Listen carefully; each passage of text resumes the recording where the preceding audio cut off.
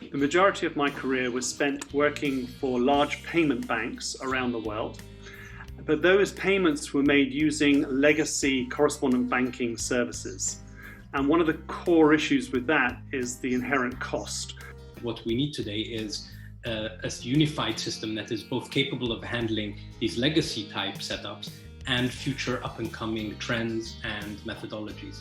The reality is that financial services are increasingly decentralizing and already globalized in nature, which means alternative financial services are the future for banking and payments globally. That means it's a completely different infrastructure and operating environment for alternative financial services that don't look like legacy banking. paywith.glass has worked for years on developing a globally scalable electronic payments infrastructure. They are one of the first to connect the notion of CBDC and global stablecoin with supporting and scalable electronic payments infrastructure.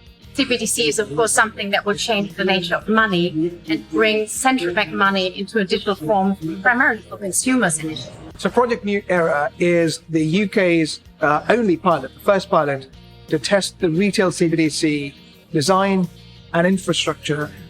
And the aim of the pilot is to be able to test all of these design principles in collaboration with a number of participants.